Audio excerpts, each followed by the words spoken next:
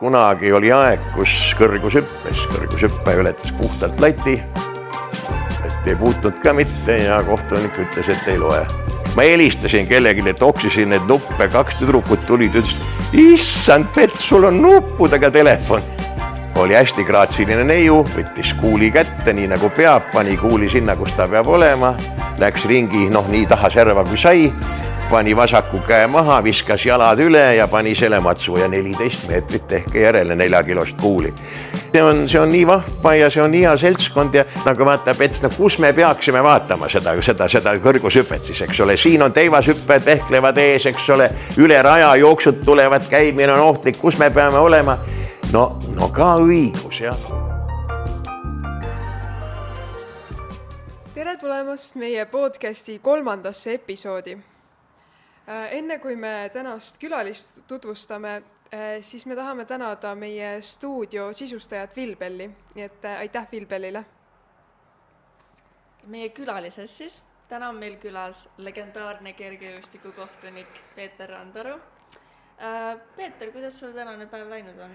No tänane päev oleks ettevalmistusega Tartusse sõiduks. Hommikul väike puhkus ja siis pesemine ja söömine ja auto peale ja nüüd olen siin. Kas Tallinnas oli parem ilm? Ei olnud, eile oli ilus ilm, aga üleeile oli kehvakene ja täna on täpselt samasugune kui kolmapäeval oli. No selge, aga nagu sa ilmselt tead, siis võistlustel tehakse ikka enne võistlust tehakse korralik soojendus, siis võib-olla enne, kui me hakkame siin põnevatest teemadest rääkima, siis teeme sulle ka ühe sellise soojendava mängu, et me küsime sult 10 küsimust niimoodi hästi kiirelt ja sa vasta hästi lühidalt, kas või ühe sõnaga. 10 küsimust. No proovime. No nii, kas kassid või koerad? Koerad. Kaugushüpe või kõrgushüpe? Kahjuks kaugushüpe, kuigi teile meeldiks kõrgus võib-olla. Kas tee või kohv? Tee. Mis on su lemmikvärv? Sinine peab olema, ütlema vist. Aga lemmik magustoit? Kirju koer, vatsejaks. Mitte sellepärast, et juss eile sai, vaid tõesti on. Lemmik multikas? Nupagadi. Kas suvi või talv? Suvi. Raamatud või filmid? Raamatud. No nii, kes on sul lemmik laulja? Oi, see on nüüd hea küsimus. Pakume välja. No hea küll Ivo Linna, Ja viimaseks küsimuseks, kas ananas käib pitsa peale? Mille peale? Pitsa peale. Ei, tegelikult võib olla küll. No see oli nüüd küll vale vastus, ma võiks öelda. No, aga hea küll, olen kuulnud, et see on vale vastus. Hea küll, lepime sellega siis.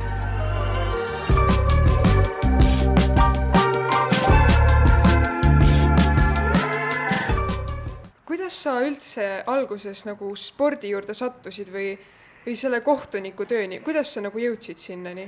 No ühe sõnaga, aga võib nüüd pikemalt vastata, ühe sõnaga oleks kogemata. Aga kui see ajalugu nüüd tegelikult on säärane, et meil tuli kunagi klassi poistega idee, et saaks ujumas käia. Siis ei olnud veel mingisuguseid sundujumusi, ujumisõpetusi koolides. Ja läksime siis sinna Valasse Kõverasse, tolleaegse Kalevi basseini, kus kunagi oli Zapozneni pood ja midagi veel peale seda, siis oli seal 2 rajaga 25 ujula. Ja küsisime valvuritädi käest, me olime vist 2. klassis, et valvuritädi käest, et kas saaks kuskil mõne treeneri kätte, et saaks ujumistrennis käia. Ja tädi ütles, et praegu siin pole kedagi, tulge kell 3 tagasi, siis on mõni treener ikka siin. No saime siis kokku, treener ütles, poisid, tahate, lähme siis järgmine kord, võtke kooliaastid tõend kõigepealt, siis võtke pesuvahendid kaasa ja kõik nii nagu peab. Lähme vaatleme, mis teist siis saab. No kes rohkem, kes vähem, mind oli isa õpetanud kuskil 4. eluaastast kummirõngas ümber kohalikus niukses, supluskohas vee peal seisma ja lõpuks sain ilma selle rõngata ka ei läinud põhja. Mõni rohkem, mõni vähem, mulistasime seal ja siis hakkasime trenni tegema, kui me olime käinud 2,5 või 3 kuud, ikka ilusti 3 korda nädalas peale kooli, väga vahva oli. See oli niisugune lollakas sügisene pime aeg, ka mitte midagi polnud teha, siis selgus, et me ei ole üldse ujumistrennist, me oleme veepallitrennis. Ja siis läks lahti veepall, ujuma me ei õppinudki siis päris ujumise moodi, veepallis on see asi rohkem külili kui selili ja nii edasi.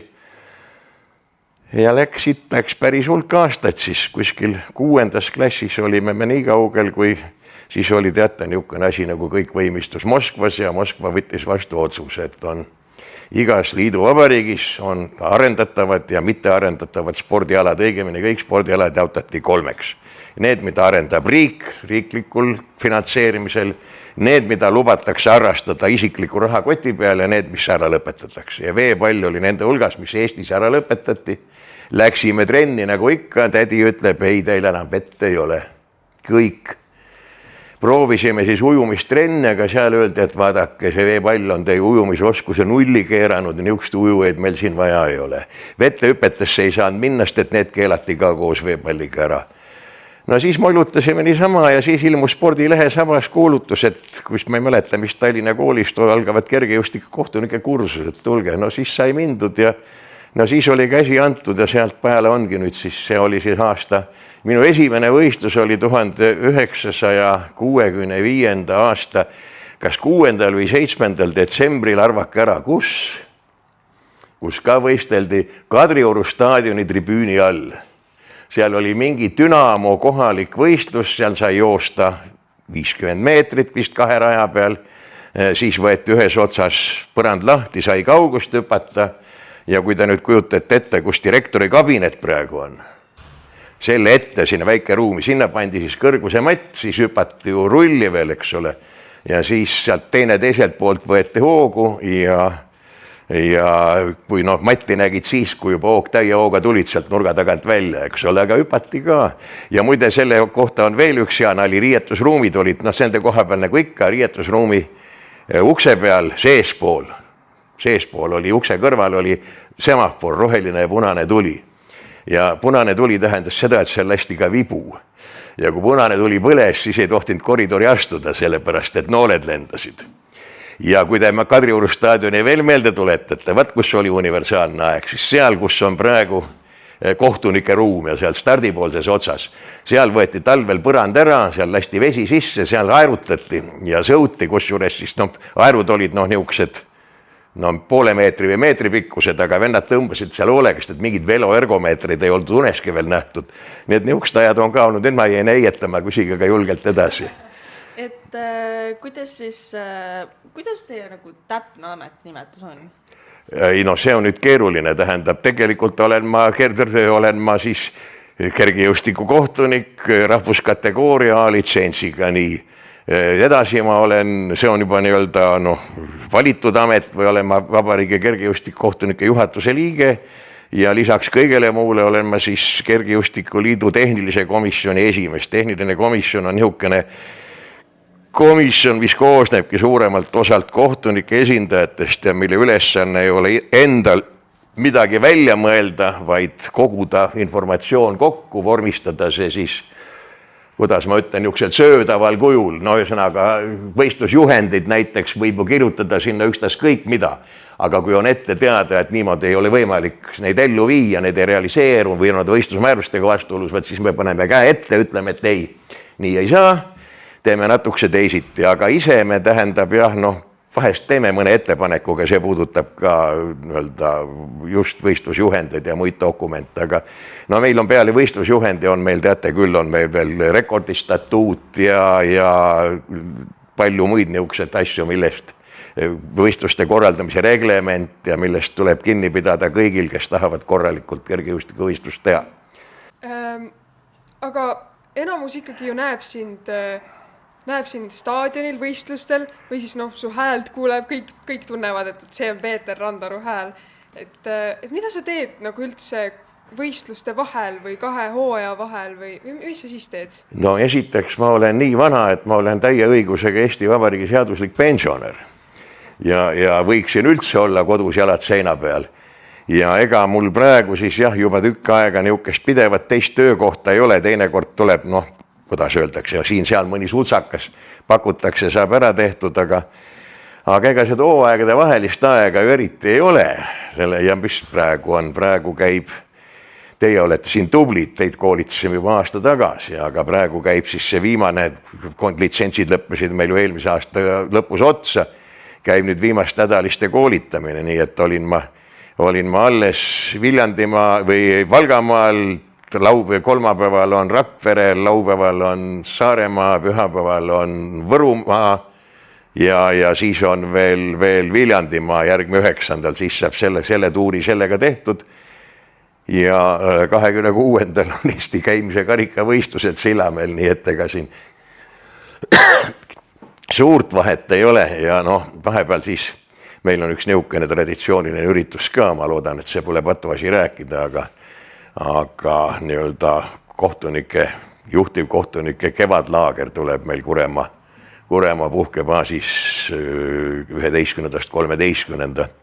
aprillini, nii et seal saame siis natukese lõõgastuda ja saunas käia, aga muidugi siis selle talvisuua ja pulkadeks võtta ja läbi närida ja uuesti katsuda kokku ka panna ja suve peale ka natukese mõelda. Nii et siis Tegevust jätkub ja need samad dokumendid, mis on vahetevahel, ikka tuleb neid sättida ja tore on alati see, tehnilise komisjoni üks ülesanne on ka kõik Eesti rekordid ära fikseerida ja nii-öelda järele vaadata, kas asi on õige, korrektne ja juhatusele, Kergejõustikuliidu juhatusele kinnitamiseks esitada ja teate, et meil siin on presidendivalimised ees, seetõttu vist on muu töö unoraseks jäänud, aga kui ma nüüd õigesti mäletan, siis Johannes Ermi viimane rekord oli järjekorras 20, mis praegu kinnitamist ootab. Nii et nii pikka nimekirja on harva kogunenud, aga küllap nad need kõik ära ka kinnitavad ikka ükskord. Kaduma lähe midagi. Loodame, et kinnitavad, jah. Aga mul tekkis nüüd selline küsimus, et te olete ikkagi sellise otsekohese ja humoorika ja sellise karmi ütlemisega, et kas teil on sellepärast ka kunagi mingeid probleeme tekkinud? Oi jumal, tähendab imelik, kui ei oleks, kui kunagi, eks need teki ikka kogu aeg. Eks nagu vana inimene läheb natukese targemaks ka ikka.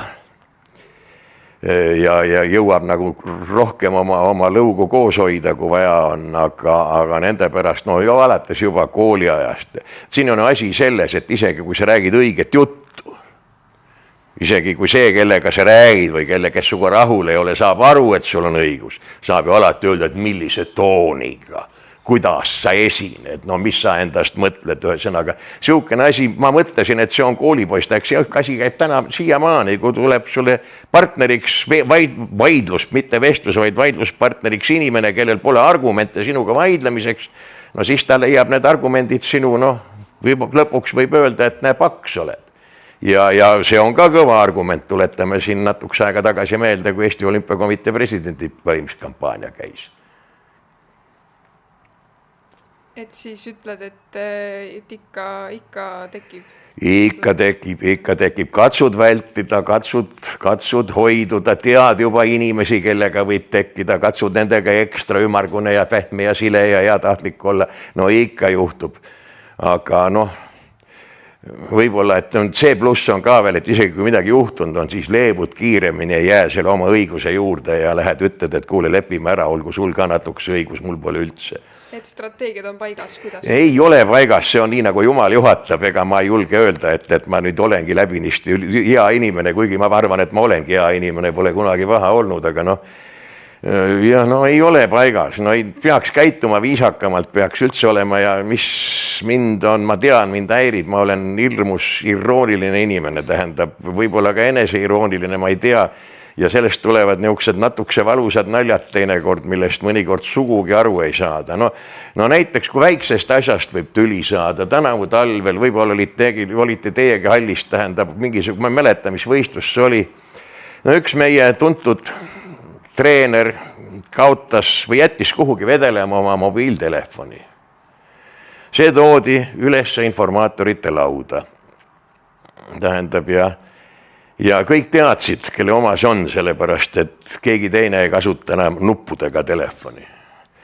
Ja ma siis ütlesin, et see nuppudega telefon on siin ja ütlesin midagi, ma ei tea, ütlesin midagi selle, kas ütlesin, et see on eelajalooline või midagi niisugust. ja siis ta tuli oma telefonil järele ja ma sain pika epistli ja ühesõnaga tema on väga uhke, et tal on säärane telefon ja tema on selle minu peale väga solvunud, kusjuures mul ei olnud kõige pisematki mõtet ega ideed, et ma kuidagi midagi niimoodi. No mul endal oli ka väga kaua aega nuppudega telefon. Ma ei mäleta, kes see oli, ükskord olime Rakvere staadioni väravas, see oli keegi, ma helistasin kellelegi, toksisin need nuppe, 2 tüdrukut tulid, ütlesid, issand Pett, sul on nuppudega telefon. Ja sellest ei ole mitte 100 aastat möödas. No, aga vaat nihukest pisikest asjast teinekord võib tulla, siis katsuda kuidagi ära leppida ja et ei tuleks sellest vasandust on üsna raske, aga peab ja tuleb ja saab hakkama. Absoluutselt, et nuppudega telefon siis tekitas väikse probleemi, jah? No tähendab, et ma nimetasin seda, kas ei midagi, ikka kas arhailiseks või eelajalooliseks või midagi, vaat see oli see paha sõna, mis probleemi tekitas. Ma loodan, et nüüd on siis kõik juba korras ja pole enam... Ja ma nüüd siis, kui veel nuppudega telefoni näen, siis ütlen, et kõige uuem nuppudega telefon maailmas. Aga kas sa näed enda selle kohtuniku tööle ka praegu Eestis järelkasvu või keegi, kes oleks nii-öelda järgmine Eesti Peeter Randaru? No ei tea nüüd, praegu meil on Johanna-Liisa Aimla, kes on, ta on väga noor inimene, tähendab kaitsev sõjaväelane lisaks kõigele muule veel ja õpib veel ülikoolis ja puha, aga aitab nii palju kui saab. No mine tea, väga hea informaator, nagu selgub, on Miia Ott, aga annaks tal ikka kõiki seda muud asja ja väledat jalga ja jooksmist kõigepealt, aga möödunud talvel, kui ta võistelda ei saanud, siis tuli täitsa appi, paljudel võistlustel aitas välja. Eks need, kes võiks rääkida, on veel, aga on see mikrofoni hirm ja minul hakkas see asi ka nii pool kogemata peale, ega ma tähendab, vaat kõik need tüdrukud, kellest ma siin praegu räägin, siis on veel Grete-Liis Krapp nüüd õppimas teil siin Tartus ja nii edasi, nendega on see lugu, et nemad on käinud kuskil ansamblis laulmas, nagu teiegi, mikrofoni ei karda, kui mulle see asi esimest korda nina alla pandi. Ega ta niisugune mõnus asi ei olnud ja siin on mul sõber Lauri ütleb, kes tegelikult on hea eesti keelega, võiks rääkida küll oma koolivõistlusi, tähendab, ja koolispordipäevad ja paratamatult ta räägib ära. Ma ei harju sellega ära, ma ei suuda kuulata iseenda häält. Eriti naljakas on, kui see tuleb Kajaga tagasi, teinekord on, kõige parem nali oli Hiiumaal kunagi, kui Eki Tenni Eesti meistrivõistlus veel peeti, siis ta helimees tuli kohalik ülesse, pani helikästid sinna, kus ikka on, staadioni finiši kanti sinna. Aga tegelikult start-finiš oli diagonaalis üle staadioni seal tänava peal, linnul ainult 1 meetrit 200 või 250. Ja siis oli nii, et ütlesid 4-sõnalise lause ära, siis ta tuli sealt tagasi, kuulasid ära, ütlesid järgmise. Täitsa pull oli, aga nüüd on igasuguse jamaga, need kajad ja värgid oled ära ja kõige narrim on praegu näiteks meil Lasnamäe hallis, kui ei ole, vaat ei teagi, kui ei ole üleriigilised võistlused, kus me oma helitehnikud panevad oma kastid ülesse, kus on see jama, mis seal lael ripub, siis sa räägid ja siis tuleb mõni treener koputab õla peale, ütleb, et Pets, aitäh, et rääkisid, aga kas sa saaks mulle näidata, mis mu poisi aeg oli, sest see tead, et siin niikuinii mitte midagi ei kuule. See lihtsalt kajab, kõmiseb ja nii edasi.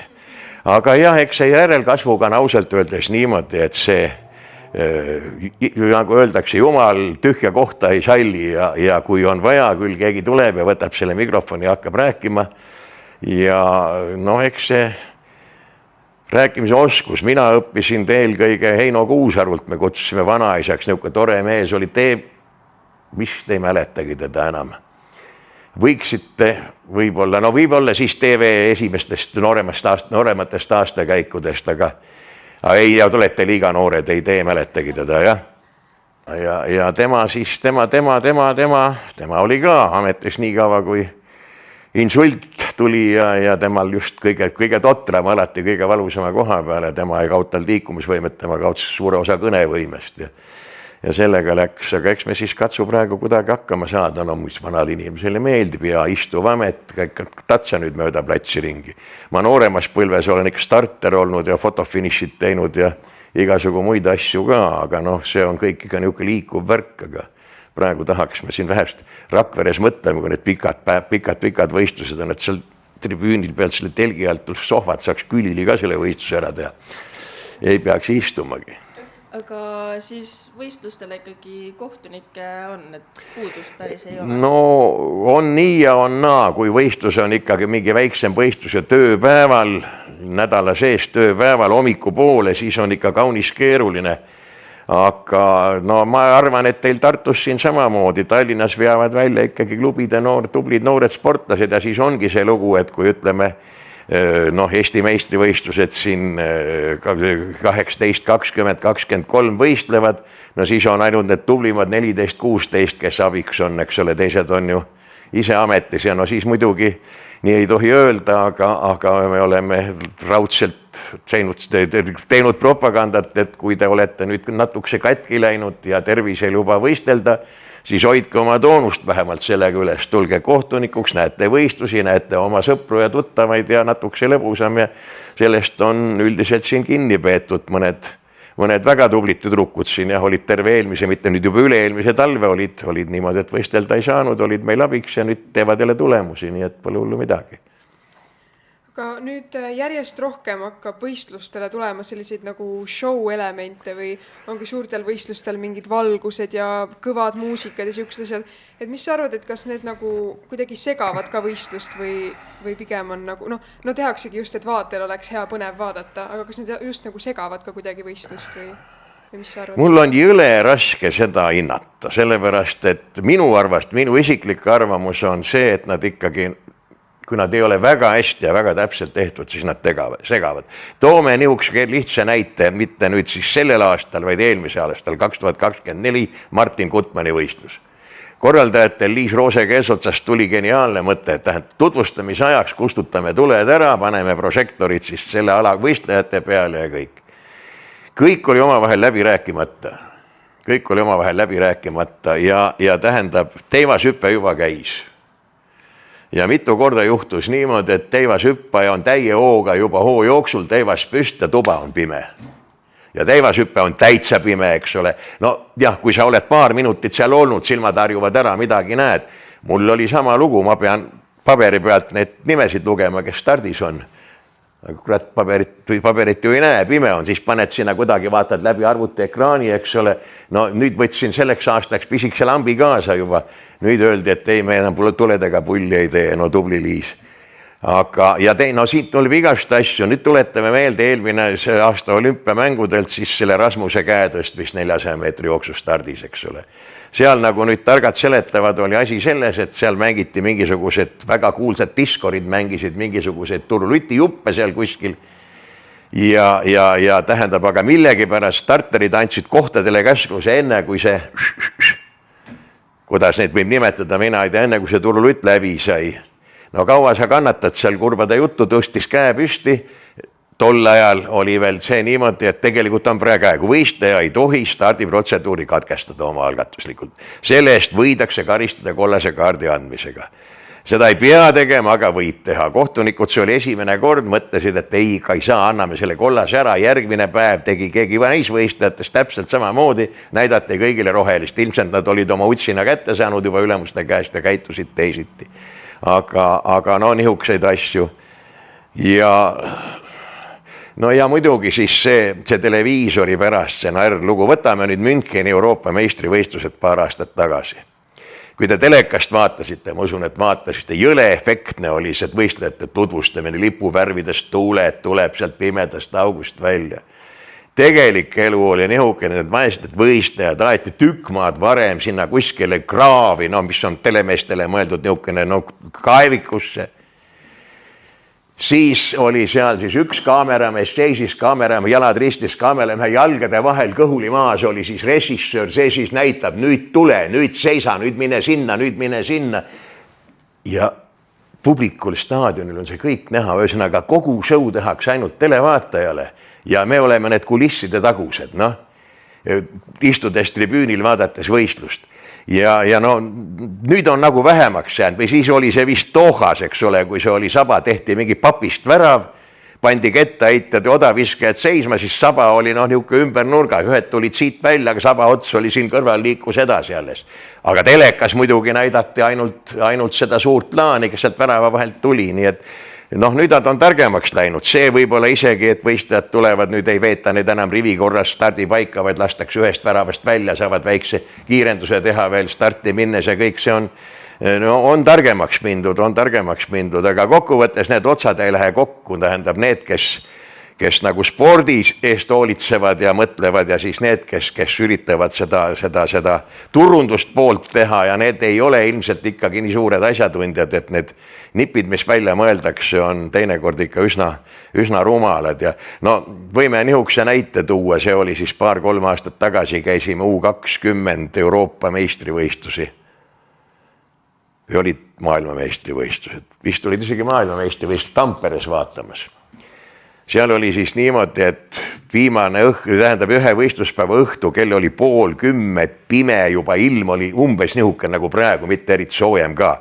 Vihma sajab, võistlejad toodi kogunemiskohast muidugi välja lühikses stressis, siis see kogunemiskoht oli finiši taga, ütleme finiši kurvi taga, teispoolt sealt ühest trepist üles ja teisest trepist alla, siis taga sirge kaudu. Lönta rivi korras, siis stardipaika, siis lasti neil korraks maha panna, pakud maha panna, korraks proovida peale joosta. Siis kamandati juba pakkuda taha seisma ja siis tuli autasustamine. Selleks pannaks terve elu seisma, eks ole, hümni mängimised, kõik nii edasi. Tulemus oli see, et 8 võistlejat, kes finaaljooksu alustas, jõudis tervena lõpuni 5. Lihtsalt üks juba esimese tõkke taga, näed, jalad lähevad, ühesõnaga, nad olid, nad võisid olla võistlus valmis siis, kui nad kogunemiskohast ära toodi, aga sellest ajast oli mingi 20 minutit läinud, nad olid selle külma käes, neil lubatud liigutada ka. Hümni ajal need lubatud istuda, nad pidid püsti seisma, kes sammu astus kuhugi, tuli kohtunik liige, ütles, ei tohi. Ja nihukest asju nagu selle võiste peale ei mõtle mitte keegi ja samal ajal tahetakse saada hästi head tulemust, eks ole. Ja siis mõeldakse välja see meetrisest kastist hüppamine, mida te enam ei mäleta, aga mis televisioonis oli. Vahet ei ole enam meeter või 40 senti. Seletati ära ka miks 40 senti. Sellest nad saavad aru, et paku pealt ikka peaks hüppama, et põrge on parem, eks ole, kui raja pealt. Aga meetrist pakku seda tasakaalustada, et seal oleks ühes tükis, see on keeruline. 40 senti nihukese juraka mõtleb veel välja, eks ole. Aga mis te arvate nüüd sellest, et oli niisugune suur kõmu selle üle, et kas võiks selle meetrise paku nagu tagasi tuua, et nüüd sellest kohast, kus nüüd ära tõugatakse, et sellest kohast mõõdetakse? Võt, meie praegu siis rahvusvaheliselt kõige tunnustatum kergejõustikukohtunik Allan Pilt oli just kauguse rehveri seal Appeltornis Euroopa talvistel meistrivõistlustel ja tuli tagasi, ütles niimoodi, et kogu selle rahvusvahelise kohtunike seltskonna seas ei olnud mitte ühtegi inimest, kes oleks mingisugustki positiivset arvamust selle jama kohta omanud. Sellepärast, et siit järgmine samm on ju see, et me kõrguste teivast hakkame hüppama niimoodi, et paneme mingisugust optilised kiired ja tänapäeval on võimalik ju, tegelikult keegi siin tark ütles, et pole üldse vaja, paneme andurid külge ja las siis arvuti otsustab, kui kõrgele keegi võib hüpata. Ja ongi valmis, pole vaja kohale sõita, pole vaja midagi teha. Aga mis puudutab siis seda asja, aga samas muidugi nende hulgas, kes otsustavad, on see väga populaarne, sellepärast, et peale tulemus paraneb, eks ole, televiisor ei taha ka ebaõnnestunud katseid näidata, kuigi see on ju päris põnev, kas astus nüüd natuks üle või astunud, eks ole, seekord tuleb öelda, et hiinlased tegid päris kenasti seda asja seal, kuigi ega mul pole õrna aimu, kas ülekandeid tegid hiinlased või keegi teine. Aga mulle küll tundub, et sul on ikka vist kõik võistlusmäärused peas, et kui sa nüüd natuke mõtled, siis milline oleks see üks võistlusmäärus, mille sa ära kaotaks või mis kuidagi nagu võiks olemata olla? Oi, neid on tegelikult palju ja tähendab, kõigepealt on mingisugused rumalad võistlusmäärused, mis on kuidagi kogemata tulnud ja tekkinud, aga mida tegelikult need on tasapisi kõige rumalamad, et kõige rumalam asi oli tegelikult see, vana starterina ka ja siin ma pean nüüd tunnustavalt rääkima meie starteritest, kes me ei teinud seda, ei läinud selle liimile kunagi. eelmise aastane oli säärane põhimõte, et kui stardis keegi tegi nõksaka, saate küll aru, mis ma mõtlen. Siis põhimõtteliselt oli starteritel õigus ja keegi ei varastanud selle peale, oli põhimõtteliselt õigus starteritel see jooks läbi lasta. Aga tavaliselt keegi ikka vajutas tagasi, lasti see jooks tagasi ja siis oli kindel idee, et kedagi peab karistama. Ja siis tuldi selle kollase kaardiga, siis selle ebasportliku kaardiga või teinekord ka isegi valelähte kaardiga, selle nõksaka tegija juurde. Samal ajal oli niimoodi, et ja või veel hullem, kui keegi tegi nõksaka, aga paar rada eemal keegi hakkas, siis tõesti tegi selle tõttu valelähte, siis võeti see valelähte tegija veel maha ka, seda juhtus ka alatasa. Siis nüüd on vähemalt veel mitte määrustes, aga on starterite metoodikas klausel, mis ütleb, et tähendab, seda kollast kaarti näidatakse võistlejale peale valelähet või peale püsti võetud starti ainult juhul, kui tema tegevuse tulemusena tagajärjel keegi tegi valelähte. Aga kui ole ainult nõksakas, seda nägite nüüd juba nii Appletoonis kui Nansingis ka, siis näidatakse kõigile rohelist kaarti. Meie kutid tegid seda juba algusest peale, ütlesid niimoodi, eriti kui pisemad lapsed on, me võtame pool jooksu maha, saadame koju ära, sel pole mõtet, eks ole.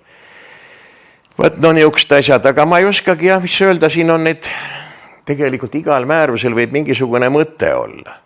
Ja kunagi ei tea, osa nendest on niisugused, mõned kauad ära mäletate, seda te peaksite küll mäletama, kui siin üks aasta mõeldi välja idee, et katseks on aega 30 sekundit.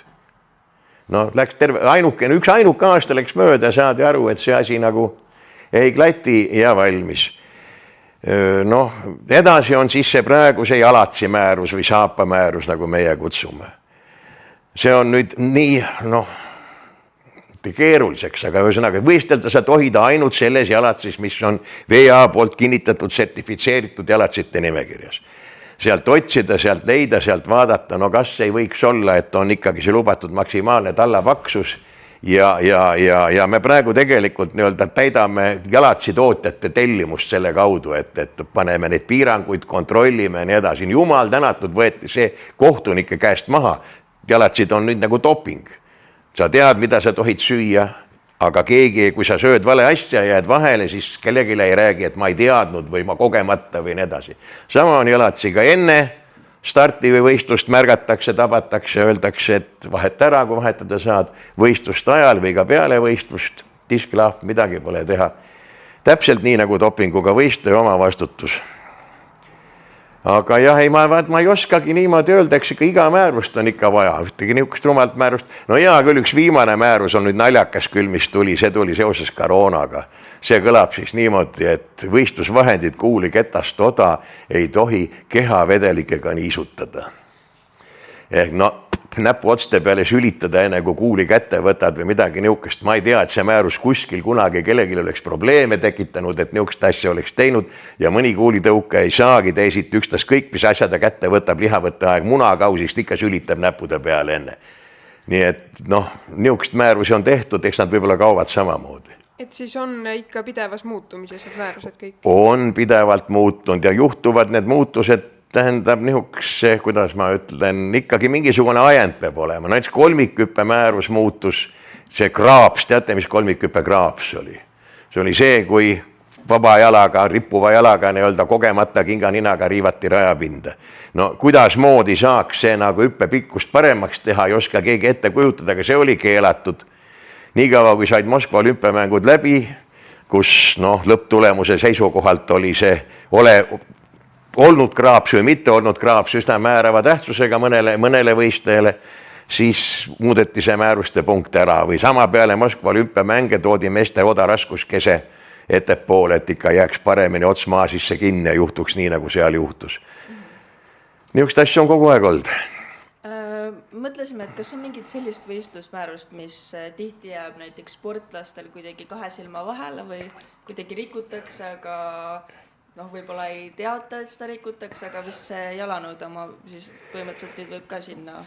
Seda ma ei oskagi öelda, kas ta nüüd ta on selles mõttes, et ta võib probleeme tekitada, on meil siin natukese tekitanud ja võib veliti, kui nüüd minna kuskile mujale väljaspool Eestit võistlema, siis väga palju sõltub sellest, mida ühed või teised kohtunikud nagu arvavad või no veel mõni aasta tagasi lätlastel on seis paremaks läinud, lätlased ikka teadsid ühte teatud osa võistlusmäärustest, aga mitte sugugi kõiki, nüüd on natukese paremaks nendel see asi läinud seal.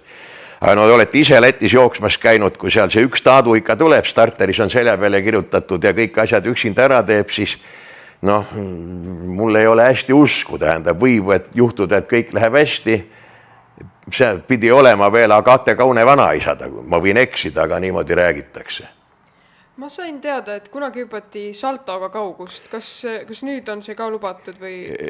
Jaa, vaata õige küsimus oli. Siin on üks teine huvitav asi on veel, mida te võib-olla ei tea. Saltoga kaugust hüpati, kui meil oli, issand jumal, millal see oli, see aegade hämaruses, 70 midagi. Oli kuulus võistlus Nõukogude Liit, Saksa Demokraatliku Vabariigi ja Ameerika Ühendriikide mitmevõistluse, 10 võistluse maavõistlus.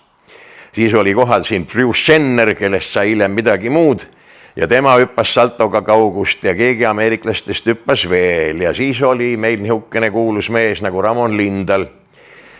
Rops, kes hakkas ka proovis saltoga kaugust hüpata, mõned proovisid siin veel ja see keelati mingisuguse aja pärast ära. Aga siis ilmus välja, sest on nüüd 10-12 aastat möödas üks Šveitsi neiu, kes hakkas hundirattaga kuuli tõukama.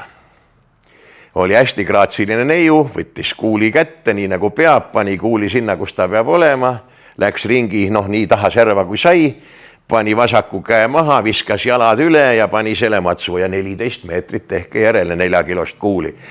No see läks vist 3 kuuga, kui see ära keelati. Ja põhjenduseks oli öeldud, et ohtlik, ja võib-olla kusjuures temal see kuulilend, ma usun, oli paremini fikseeritud kui kõigil meestel, kes pööretega kuuli tõukavad, sest ega neil väga palju ikka aimu ei ole, kuhu see kuul minema hakkab. Võt ja mis siis veel niisuguseid huvitavaid asju, jah, kas te seda teate, et kunagi oli aeg, kus kõrgushüppe ületas puhtalt lati ei puutnud ka mitte ja kohtunik ütles, et ei loe. Ei räägi.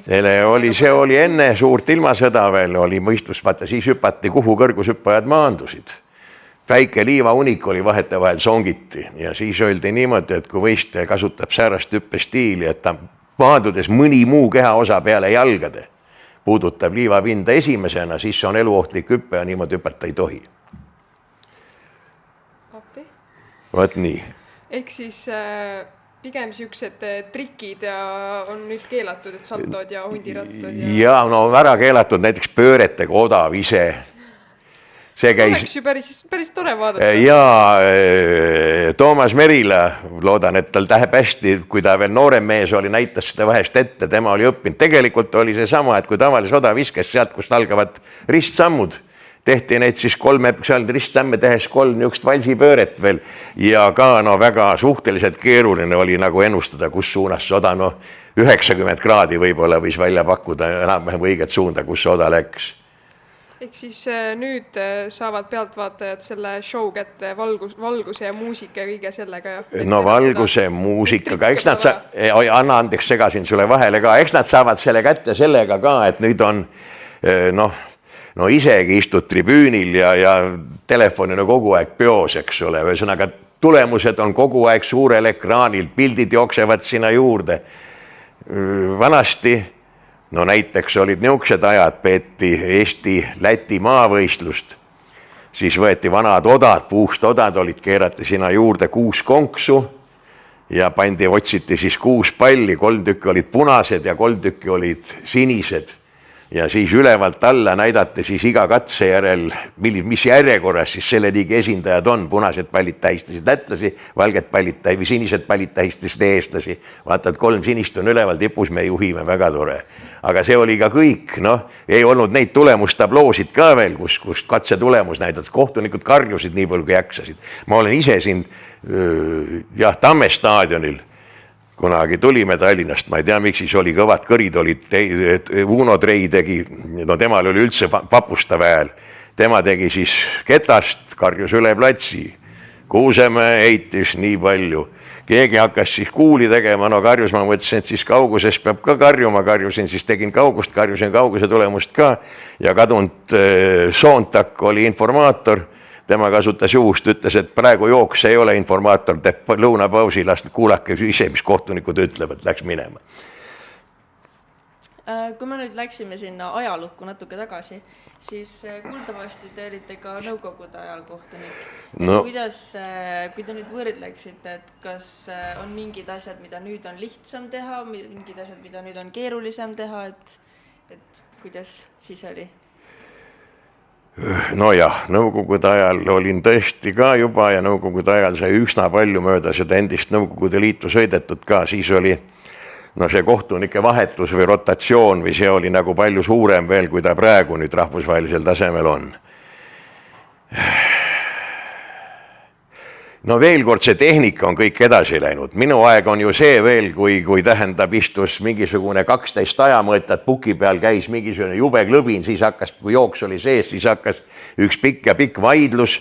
Ja siis lõpuks juhtus niimoodi, et hakati uurima, kas mõni fotograaf järsku tegi sellest lõpuhetkest pildi, et aru saada, kes esimene, kes teine, kes kolmas.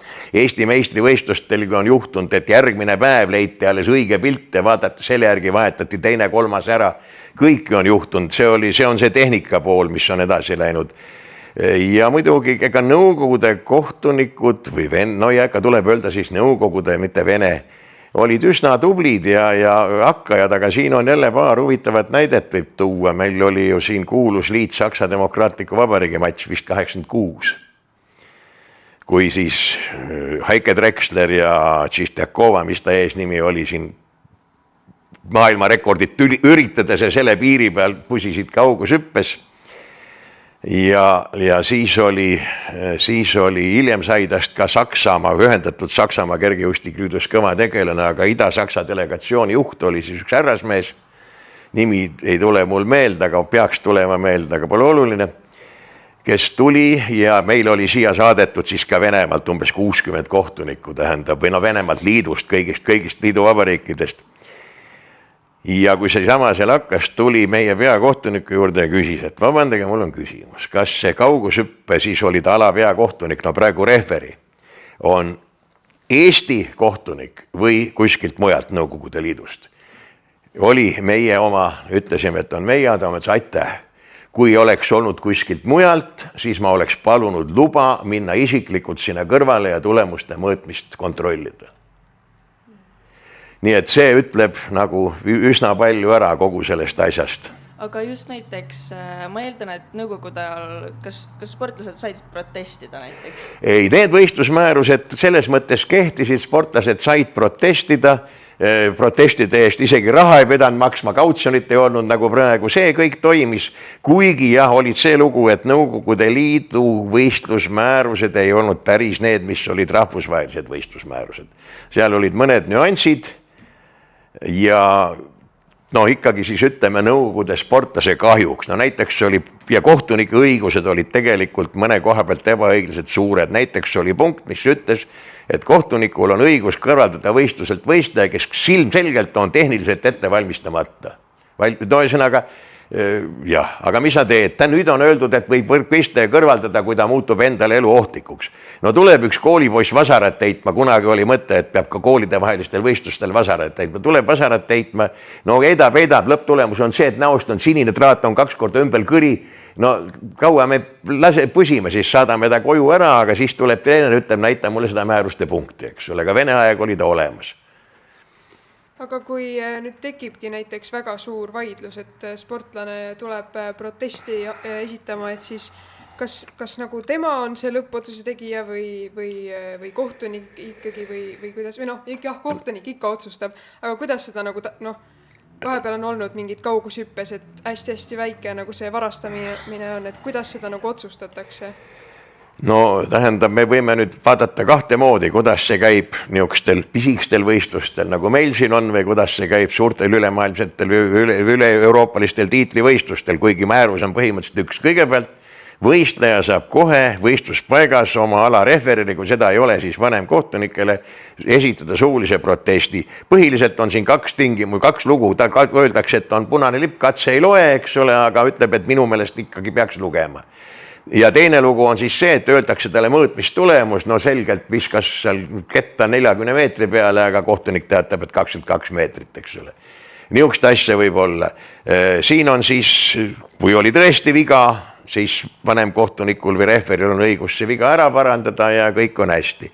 Kui on asi kahtlane, otsustada ei saa, siis tuleks katsuda tulemus kindlasti ära mõõta, siis on, no see pannakse siis tingimisi nii-öelda protokolli kirja, pärast vaadatakse, otsustatakse. No kui nüüd see otsus on positiivne, vanemkohtunik või referi ütleb, et eksisime, ei astunud üle, määrustepärane katse on, mõõtsime ära, kõik on hästi, tulemus läheb kirja. Kui nüüd ütleb, et ei, see on ikkagi üle astutud, siis on õigus veel võistlejal või tema esindajal pöörduda siis kirjaliku apellatsiooniga juba, see ka suurtel võistlustel maksab see juba raha ehk kautsjonit tuleb pöörduda siis võistluste apellatsiooni žürii poole, kes vaatab selle asja kõik omakorda läbi ja teeb siis otsuse. Ja siin on nüüd suurtel võistlustel tuleb mängu veel videoreferi, kellel on ka suured volitused, kellel on tegelikult tehniliselt kõige parem seda asja jälgida. No see sama pilt ja veel parem, kui me Nansingist nägime, sealt paku pealt on tal kogu aeg võtta. Aga siin tuleb siis meeles pidada nüüd ühte niisugust klauslit, et apellatsiooni saab esitada mitte rohkem kui 30 minutit peale alatulemuste väljakuulutamist ja teiseks, see, kes apelleerib, peab tõestama, et kohtunik eksis. Ühesõnaga, kui selleks kohta, et kohtunik eksis, ei ole piisavalt konkreetseid video või foto või mingisugused muid materjali, tunnistajate ütlused, et ma nägin, ei loe, siis jääb kohtuniku otsus jõusse. Ainult sellisel juhul, kui on vääramatult tõestatud, et kohtunik eksis, see sama kaugushüppes on see pilt olemas, seal on sentimeeter joonest puudu, midagi vaielda ei ole, kohtunik eksis, kui seda enam mõõta ei saa, siis tuleb võistlejale uus katse anda, eks ole. Aga selle sama teema kohta, et 2000. aastal Sydneys olümpiamängudel, kui Erki Nool tuli siis olümpiavõitjaks, siis seal oli ka selline olukord, kus ketta heites, oligi olukord, et ta sai nulli. Et kas sa ise jälgisid ka seda või kuidas see kõik lahenes või mis sa üldse arvad sellest nagu? Jah, see on nüüd pauguga küsimus, siin peab nüüd väga ettevaatlik olema, muidu me jõuame selle sama teemani juurde tagasi, millest me siin natukese alustasime. Tähendab, Erki Nool on olümpiavõitja ja seda ei saa mitte keegi vaidlustada ega selles ühesõnaga öelda temalt seda tiitlit ära võtta, mitte midagi niisugust. Mina ei tea mitte ühtegi kergejõustiku kohtunikku, kes tõsi ainult selle baasil, mis televiisorist näha oli, väidaks, et see katse oli määrustepärane.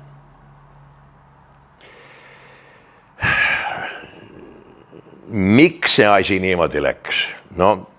Pidi vedamist olema ilmselt siis ja kõik ja see asi tegelikult väärib meelde tuletamist, sellepärast, et me jõudsime nüüd siis 2024 Budapesti, eks ole, maailmameistrivõistlustele.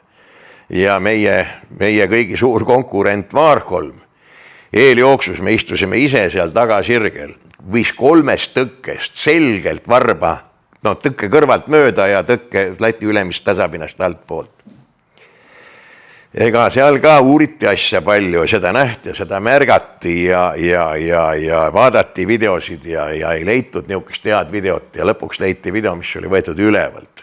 Seal oli trosside otsas liikus kõik võimalikke vidinaid kaameraid, leiti ülevalt ja nüüd kujuta ette, et kui seda asja ülevalt vaadata, siis ei saa ju öelda, kui madalal see jalg oli, kõrval võib ju olla. Ja siis sai ta poolfinaali ja sai ta finaali ja kõik ja puha ja 2 järgmist jooksu oli perfektne, tähendab veel, mis minu meelest veel kord tõendab, et ta läkski seda eeljooksu nii-öelda lõdvemalt panema ja lihtsamalt läbi ajama. Nii et niisugust asju on juhtunud, ilmselt on neid asju veel olnud, ega kõike ei tea. Aga veel kord jälle siin nagu võitjate üle ei vaielda ja kui on tiitel, siis on tiitel, seda me tunnustame ja ei ole nagu mõtet enda elu hakata keerulisemaks tegema. Me võime siin öelda samamoodi näiteks Tainis Kula olümpiavõidu kohta Moskvas ja nii edasi, eks ole, et tuhkada see võit oli, aga kirjast on ja naalidesse jääb. Jaa, absoluutselt, aga et siis nagu pigem siis otsustatakse ikka sportlaste kasuks, et sa oled tähele pannud seda? Põhimõtteliselt küll ja me oleme siin oma kohtunikele ka katsunud seda ikka trampida, et kui sa ei ole täiesti kindlalt veendunud, et võistleja eksis, siis ära tee mitte midagi, aga tähendab, samal ajal, kui sa oled kindlalt veendunud, et ta eksis, siis tegemata jätmine on sama paha. Aga veel kord, kui sa ei ole 100% veendunud, siis ära mine ütlema, et keegi kuskil tegi mingisugune määruste rikkumise või mingi muu pahanduse. Mõtlesime nüüd sellist asja, et sa oled ikkagi päris pikalt olnud nüüd kohtunik, et mis nagu sind üldse motiveerib seda edasi tegema, kui sa ütlesid, et sa saaksid tegelikult juba pensionil olla, et mis on nagu positiivsed ja mis on võib-olla nagu negatiivsemad pooled?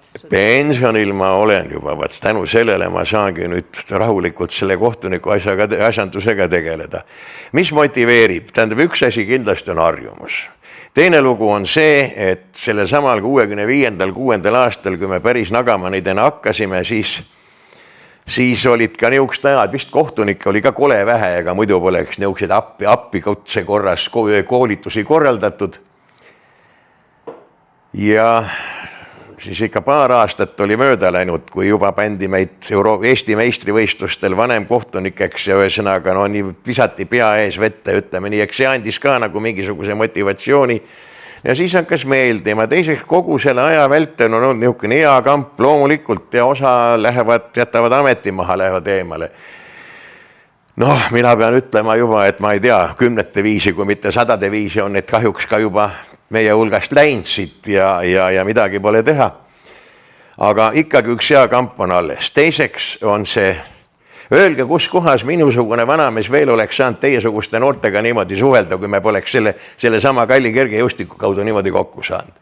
Ühesõnaga, sa oma vanuse võid teinekord ära unustada, sul on noored toredad võistlejad ümberringi, sul on nüüd juba, ma võin öelda, noored toredad treenerid ümberringi, sul on oma igas vanuses kohtunikud, kuigi minust vanemaid tegevkohtunikke, meil ikka mõned veel on, ma ennast kaugeltki kõige vanemaks tituleerida ei saa. Ja see on niisugune hea kambavaim, tähendab, me oleme alati teinud, kui on kellelgi kolida vaja meile appi, on vabandust väga, on matused ja kirstu tuleb kanda või hauda kaevata, on seda ka tehtud. Sünnipäevad, muud peod, samad laagrid, mida me nüüd oleme traditsiooniks teinud juba aastaid ja nii edasi, kohtunike lõpu jõulupidu alati ja kõik. See on nii vahva ja see on hea seltskond ja meil on üks starterit teate küll, Margus Metsmaa, Põltsamaa mees. Tema ütleb ikka, et see kamp on kõiki muud väärt, kui see kõik kalub kõik muu veel üles. Nii et see ongi see motivaator ja tähendab, tore on vaadata, kuidas noored tulevad peale igalt poolt, need samad tublid treenerid, eks ole, praegu on juba, kes olid siis ise televisiooni 10. olümpiastardis veel ja nii palju, nii toredad emotsioon. Ma võin rääkida teile ju loo sellest viimasest Balti matšist. Tähendab, kuul, mis hiljaks jäi ja kõrgus, eks ole. Tuleb Läti tüdruk, kõrguse kus oli hakanud juba või proovikatsed, vist oli kõrgus hakanud juba. Tuleb Läti tüdruk, näitab telefonist, tähendab mulle protokolli, kus ta on, tulgu nüüd autasustamisele. Ma ütlen, et kõrgust hüppab. Ta tõuks kuuli ju, ta kuuli tõuka ju, mis kõrgust ta hüppab. Nii ajab naerma, et ma tükk aega ei saanud rääkida. Et siis sa saad öelda, et sulle ikka meeldib see töö väga? No ikka väga meeldib, jah. Nii tore. Aga kas on ka nüüd midagi, mis näiteks Eesti kergejõustiku juures nagu sind häirib või kuidagi võistlustel nagu sind ärritab või mingit süükest asja? Siin on nüüd kahe otsaga küsimus. See asi, mis mind võistlustel ärritab, see on nagu üks asi, ega see ei häiri mind Eesti kergejõustiku juures veel. Okay. Aga räägime siis sellest pisemast asjast. Kõigepealt, eks ärritab, mis viimase ajal ärritab, ma muide saan aru, mul on omal tütar kooliõpetaja. Mul on paljud meie kohtunikud on kooliõpetajad, eks ole. Ma tean, et tähendab, lapse poole ei tohi enam kurja pilguga vaadata ka kõigist muust rääkimata, aga kui ikka seal samas Lasnamäe hallis 20 kabajantsikut trambivad naelkingadega teivashüppe mati peal. Ma saan lastest aru, treenerid jalutavad rahumeeli mööda, mitte keegi ei ütle mitte midagi, eks ole. Ma pean läbi selle megafoniga harjuma, et seltsimehed treenerid või kallid treenerid olete seal kõrval, palun ajage maha, sellepärast, et see matikate seal Lasnamäe hallis peab vastu ühe talve jälle läbi, eks ole. Suvel on veel hullem, kui on väljas ja on vihmakatted peal, minnakse sinna naeltega otsa. No niisugune asi, eks ole, ühesõnaga, et no ma saan aru, nad ei taha tüli teha, seesama laps, kui see treener läheb, ütleb talle, et Mati, tule maha sealt Mati pealt. Siis Mati võib koju minna isale öelda, et kuule, treener karjus mu peale ja see treener on kohal ja sõimab treenerit järgmine päev. Midagi ei ole teha, me oleme nii kaugele oma, ma ei teagi, mis kasvatusega on jõudnud. Need on niisugused asjad. No ja teine lugu on siis niisugune, kuidas ma ütlen, korduv lauslollus. Ma ei ütle ühtegi nime, aga meil on treenerid, kes tohi öelda niimoodi. Ühesõnaga, kes on muutumatul kujul olnud sellest ajast saadik enam vähem, kui mina kohtunikuks hakkasin. Ja kes ei ole mõnes aspektis saanud mitte üks millisent ka targemaks ja mõistlikumaks. No lihtsalt ei ole, kes ongi ühesugused kogu aeg niisugused, nagu nad on olnud ja teinekord siis see niisugune tunne, et ma olen üle 50 aastat peaga vastu seina tagunt ja ikka mitte midagi aru ei saa. No. Nii et jah, on niisugust asju, aga mis selles suures kergejõustikus tähendab, ma rohkem ei ütle mitte midagi, aga mulle üldse ei meeldi kogu see jaskar, mis käis seoses sellega, selle toreda saate eelmise külalisega. Rohkem ei kommenteeri, aga see kõik, ma ei tea, oleks tulnud teha kuidagi teisiti, oleks pidanud olema olemata.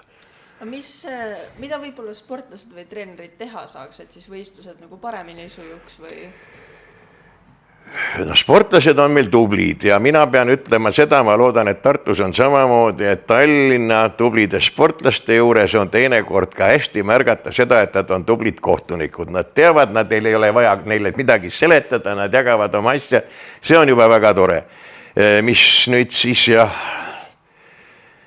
mis treenerite puhul, ka treenerid on ka tegelikult tublid, no rääkisime siin ühe treeneriga pikalt, tähendab põhjendatult lugu, eks ole. Ma ei tea, mis võistlus see siis oli, jumetigi ei päris eestikad nad ei olnud või ma ei mäleta, ühesõnaga olid ikka eestikad, kui võistluste tehniline delegaat, kes on kõige kõrgem tegelane kohtuniku kukil veel, tuli ja ütles mulle, et Pets, palun ütle nüüd niimoodi, et treenerid olid tulnud siis kõrgushüpet vaatama niimoodi, et olid juba üle sealt akna alt üle teivashüppe radade, eks ole, juba seal kobaras niimoodi, mõni juba istus võistlejate pingi peale ja kõik. Et ütle nüüd niimoodi, et mingi jooks on startid olemas, et võistlus enne ei jätku, kui treenerid on seal, kus nad peavad olema. No viimane, kes tuli nimeliselt ära saata, oli lugupeetud Jaan Tiitsaar veel. Ja peale selle siis seletatakse, mitte siis ei tekkinud mingit eksessi, see oli hiljem, et nagu vaatab, et kus me peaksime vaatama seda kõrgushüpet siis, eks ole, siin on teivashüpped vehklevad ees, eks ole, üle raja jooksud tulevad, käimine on ohtlik, kus me peame olema. No ka õigus, võistlusmäärused ütlevad, et treener peab olema selle kohal, kus ta peab olema, üks võistlusmäärusi mõtte selle peale, et ühel treeneril on 10 lastehalli erinevas otsas erinevaid alasid tegemas. Nii et niisugused asjad on, mis esimese hooga teevad tigedaks ja teed ühe lamendi pead maha, aga lõpuks selgub, et tegelikult ikkagi tuleb natukese mõelda ja no võib-olla tõesti saame lintide piirata tõketega mingisuguse boksi sinna teha, kuhu treenerid lasta või midagi, ühesõnaga tuleb selle peale mõelda, et üks pisikene asi, aga kindlasti saab niimoodi võistlus ilusamaks ja paremaks teha. Et arenguruumi veel on? Oi, kuidas veel? Keega, kui me nüüd räägime natuke sinust veel, et kas sa mäletad, kelleks sa näiteks väiksena saada tahtsid? Ega ma väga hästi ei mäletagi, kuigi tähendab minu esimene hambaarst, kui ma piimaammastega käisin juures, siis ma tegin ikka nihukest häält, et ta ütles, et minust saab kirikuõpetaja või parteiboss. No näed, said hoopis kohtunikuks. Sain hoopis kohtunikuks ja kui sa seda tööd ei teeks, siis kellena sa võib-olla ennast ette kujutaksid või mis tööd sa nagu oleksid tahtnud teha või tahaksid teha? Ei, no ma olen hariduse järgi olen ma insener, ökonomist ja kaua aega, eluaega minu tööpõlv oli põhiliselt polügraafia tööstuses niimoodi, et eks siis oleks seal võinud nagu midagi edasi teha, kuigi no tänapäeval on see asi väga palju muutunud ja mina olen veel tinanäpp omaaegne, aga no mine tea, igasugust tööd võib teha ja mis ma olen ka teinud, tähendab, see on küll nii-öelda pool hobi korras, aga ka teinekord ikka ka raha eest on väikest viisi ehitada katsunud. Torutöid ma põhimõtteliselt ei tee, sellepärast, et torudega on see lugu, et et elektri ja toru vahe on selles, elektriga paned juhtmed paika, lülitad sisse, on 3 võimalust. Hakkab tööle, käib pauk või ei hakka tööle. Aga torudega on see, et keerad kõik kinni, kõik on kena, katad kinni, paned midagi peale ka ja 2 päeva pärast hakkab lekkima ja vaat seda oskust mul ei ole, et sihukest asja vältida, aga noh, müüri võib laduda, kesisema pliidi teeme ka, ahju julge pakkuda, aga pliidi teeme ka valmis ja puutööd ka ja mis näpud on ikka enam-vähem liikunud eluaeg, nii et pole väga hullu. Teed mida vaja, et öelge ainult ja hea meelega ei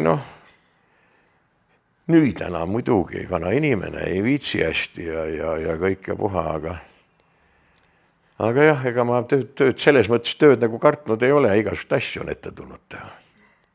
Aga milline sa olid koolis? Kas sa olid selline tubli koolipoiss, et kas sulle meeldis koolis käia või kuidas sul hinded olid? No see on nüüd hea küsimus. Hinded olid nihukesed, et mõni 3 ikka keskkooli lõpuks oli, aga suurem osa ei olnud 3. Siis 2? Ei, no ikka 4-5. No ja 2 oma selle 11 klassi jooksul ilmselt ja mingisugune korralikkus oli 2 ja siis oli 3 minet, käitumine, hooldus, korralikkus. Käitumine pidi 5 olema, kui see juba 4 oli, sa hakkad koolist välja viskama, aga siis oli mingisugune hoolsus ja mingisugune korralikkus, mis neil vahet on ja need siis sõltusid põhiliselt sellest, kuidas klassijuhatajaga läbi said ja kui kehvasti said, siis olid need 3 või 2, kui hästi said, olid 4 või 5. Aga üldiselt jah, ei no ikka, eks ma ikka paras koerpoiss olin ka ja ma olin pujään ja mul juhtus ju jamasid. No kujutad ette ka, mis sa siis teed, nüüd me kõik teame, alles siin vedasime märtsi pommitamise aastapäeva ja kõik. Aga meil oli 4. klassis mingisugune ajaloo sissejuhatus, kodulooks nimetati. Ja klassijuhataja räägib meile sellest, kuidas sakslased pommitasid Estonia teatri puruks. Aga minu õnnetuseks, minu lihane ema oli sellel päeval, kui see Estonia teater pommi sai, Estonias kratti vaatamas. Ja ma olen lapsest saadik, nii palju kui kuulma hakkasid, kuulnud neid lugesid, kuidas kõigepealt saksa soldat juhatasid nad üle tee reaalkooli keldrisse ja siis 2 laine vahepeal, sealt sinna Pärnumaate nurga peale olid sügavad pangamaja keldrisse ja nii edasi. No mis ma siis pidin tegema? Ma ütlesin, et õpetaja, see on vale jutt, venelased pommitasid. No mis järgnes võib ette kujutada, eks ole, no ja siis kõige selle peale, siis oli meil 7. klassis oli suur komsomoli astumise tuhin, kõik käsu peale, terved klassid. Mina ja siis meil oli paras kamplet, samad, kellega me seal ujumas või veepallis käisime. Ütlesime, et ei, meil pole praegu nagu aega ja ei ole nagu plaanis astuda. Ja siis korraldati järsku ekskursioon peale tunde, kord aastas pidi käima, see oli ka niuke püha üritus tööliste keldrisse, see oli seal selle Korki raamatukogu ja praegu linnaraamatukogu all keldris mingisugune urgas. Sealt tuli kord aastas läbi käia, aga see tehti peale tunde. No me ei läinud, tegelikult me vist läksime trenni või kui ei läinud, läksime lihtsalt linna peale, no ei läinud. Kirjutage seletuskirjad, mina kirjutasin siis, et mina, Peeter Randaru, ei käinud sealt selle keldris, tööliste keldris, sellepärast, et minul ei ole kombeks oma vabast ajast võõrastes keldrites ja pöönikutes kolamas käia. Emakooli, ja komsomoli astumise avaldust ta ka pole veel kirjutanud, no ema ütleb, et no kuidas saab siis nihukene kirjutada. Me kiusu pärast 11. klassis maikuus astusime komsomoli, küll nad olid hädas, kus ta mismoodi veel jälle väänasime tagasi, no tore oli nihukene. Nii et öelda, et jah, et nüüd siis pailaps on olnud seda küll mitte. Siis peale selliste lolluste tegemise, siis kas mingeid hobisid oli sul veel või on praegu? Oi jumal, olid ajad, me käisime noorte naturalistide jaamas. Nihukene asutus oli olemas, seda majaga enam ei ole, see oli praegu seal, kus see suur 4 partei maja on seal või 4 ministeeriumi maja on paremat kätt seal mäe peal.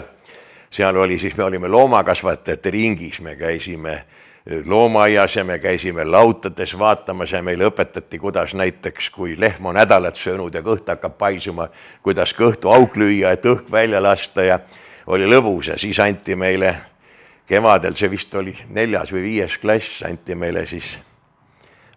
meile siis igaüks võis võtta 1 paari valge trotte kaasa, öeldi, et koju, suvevaheajale.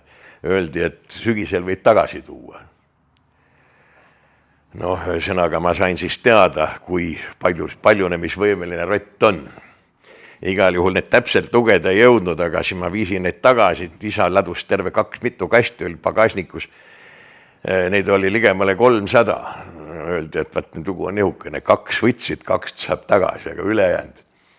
No siis laps ka ikka, 5. klass küll, aga ikka nutune vend. No kutses ikka saab, no mis me teeme siis, noh, siis isa ja onu mõtlesid välja, et läksime metsa, kaevasime neile sinna suure koopa, lasime nad sinna lahti, nagu see ilus pold, mis nüüd loomakaitsjad ütleksid. Aga tulemus oli see, et siis 3 või 4 aastat hiljem seal ühe toreda talu peremees ütles kuskil õhtuse nii-öelda istumise käigus, et maailm on hukka läinud, mul kass tõi metsast 3 rotti, musta-valge kirjub nagu noored lehmad.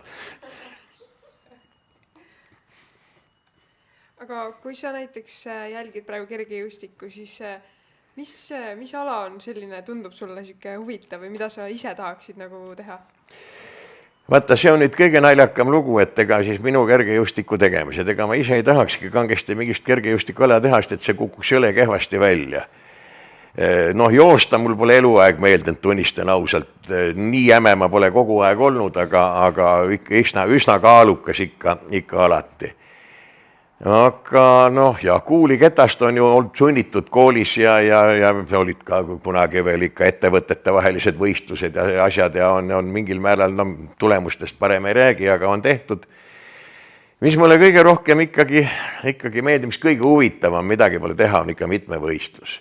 Sinna pole midagi parata ja muidugi ma pean, noh, vaat kurb lugu on nüüd see, mõngi asi on ikka kehva ka, aga kui ma nüüd võistlust vaatan telekast või veel hullem kui koha pealt, siis see professionaalne kretinism on ikka suur, siis ma tihtipeale jätan selle võistleja vaatamata, ma vaatan, mis ta selja taga või taustal kohtunikud teevad ja kuidas need käituvad ja sellest on teinekord kahju. Nüüd seal suurtel võistlustel istusime Münchenis, Budapestis, ta on ekraani peale tulevad korduses, saad kätte, aga kui see telekast teinekord maha magad, siis no saad ka seal tagasi kruttida ja nii edasi, aga see on nagu teinekord nagu nihukene huvitavam ja kohe siis hakkab nagu mingisugune midagi totaalselt tuksi keeratakse, no nüüd jälle Tampere tuleb, soomlased oskavad. Siis seda on kohe kuidagi niimoodi valus vaadata, siis unustad võistluse üldse ära. No rääkisime juba sellest kas või kui need tõkkejooksjad nii-öelda surnuks külmutati seal ja nii edasi. Aga peale kergejõustiku, kas sul on veel mingi ala, mis meeldib, korvpall või jalgpall? Jalgpall, see on sõna, mida mina ei tahaks suhu võtta, sellepärast, et Eesti spordil on 2 häda, rahapuudus ja jalgpall. Tähendab, ja naerge või mitte naerge, ma olen valmis, ma olen seda öelnud igal pool mujal ka avalikult välja, ma ei hakka salgamagi. Aga ühesõnaga jalgpall, mis kasutab seda Saksa demokraatliku vabariigi süsteemi, kõik tõmbame torust läbi, vaatame, mis välja tuleb ja ülejäänud läheb veega alla, kedagi ei huvita enam, mis saab. On ju neid noori küll, kes tulevad 4-15-aastased poisid tulevad treeneri jutule, et kas saaks mingit ala enam-vähem istudes teha, jalad on läbi, sellepärast et meil on see kunstmuru igal pool, eks ole. Tavalise muru peal võib-olla võiks veel jalgpalli mängida ja lõppude lõpuks vaatame nüüd seda 2 viimast mängu Eesti jalgpalli uue ajastu algus, palju õnne. Ja lähme nüüd siis natuke rahulikumalt. Lähme. Et milline näiteks näeb välja sinu tavaline pühapäev? Kas näiteks hommikul teed pannukaid ka? Pannkoogi pühapäev on sul näiteks? Tähendab, nüüd mõtleme niimoodi. Sellel aastal esimene pühapäev, kui ma kodus olin nüüd siin kuskil ära ja teine pühapäev on ülehomme. No mis puudutab nüüd, kas on pannkoogi või võileiva või omleti või pudru pühapäev, sõltub sellest, mis siis austatud kaasa teeb ja teha viitsib. Ja mulle meeldib tegelikult kokata küll, aga mul on siis vaja rahu, tervet kööki ja nii edasi, niisugune sebimise kaudu, et üks tuleb, võtab kohvi ja teine läheb ja kolmas, siis ma ei saa nende pannkookidega ka hakkama. Mis meistriteoseid sa siis kokkad näiteks? No meil on niisugune perekondlik traditsioon kujunud viimaste 10-15 aasta jooksul vist välja, et saame kokku lihavõttepaiku, siis on mingisugune niisugune loomaliharoog, seekord on mul plaanis niisugune asi, vaat jälle Venemaa vaimustus on niisugune asi nagu loomaliha Kremli moodi. see on siis tegelikult sibul ja loomalihaalõigud autatud rohkes võis porgandi ja küüslauguga. Ja noh, kartulipüree sinna juurde ja nii edasi, siis jaanipäeva ikka on mul täditütrel sünnipäev, siis peame jaanipäeva koos sellega, siis on niisugune kergem lugu, no kui grillida saab, aga kui ei saa, siis panni peal midagi, võib-olla mingisugused niisugused lihalõigud ja värgid ja asjad, aga kindlasti siis eelroana käivad ikka niisugused väiksed asjad ka, nagu kartulisalat või rosolje ja lõhet tuleb soolata ja tartari tuleb teinekord teha ja täidetud munad ja sink, kuidas meil majas öeldakse, täiendatud munad ja rullitud singid ja nii edasi. Ja siis sügisel lõikuspidu kellegi nagu sünnipäeva pole, aga see on see aeg, siis ma teen ühe hirmus suure potitäie kapsarulle. noh, järgmine Ja jõuluks muidugi on part või midagi niisugust ahju, jah. Okei, no siis järgmine kord, et võid kutsuda meid julgelt. Tulge kohtunike üritusi, toitlustan ka mina juba kaua aega.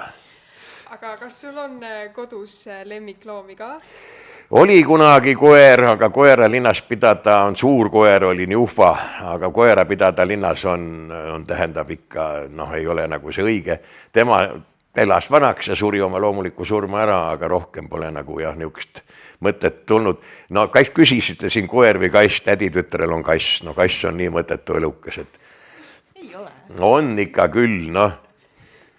Aga ei tegelikult koer, no tütrel on mul see, kuidas hiiri, karmikarvaline mingisugune, no niisugune nuistik on, aga vahva pontu. No kui nad nüüd seda saadet peaksid kuskilt vaatama, kuulamas, ma saan muidugi koslepi, aga võis olla küll, jah.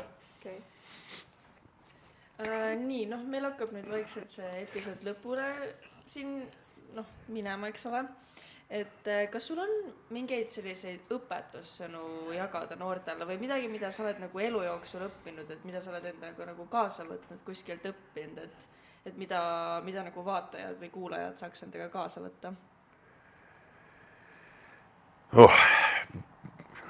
Kui kole tõsiseks nüüd minna, siis minu arvates praegu ja kogu aeg on olnud see, et ma ise ka, et ühesõnaga noored on kuidagi liiga lihtsalt, kergelt mõjutatavad, kaasa minemas mingisuguse vaimuga, mingisuguse ideega.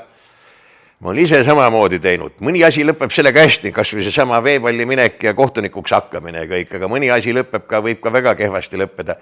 Sõnaga, mõelge, kaaluge, mõelge oma peaga, siin on nüüd mitu asja, kes suruvad, sõbrad ja seltsimehed, kool, isa, ema ja nüüd veel see kuramuse värk ka, kõik, mis teil süles on, kus tuleb seda tarkust nagu ma ei tea, külluse sarvest või rohkem ka veel, nagu veeuputus.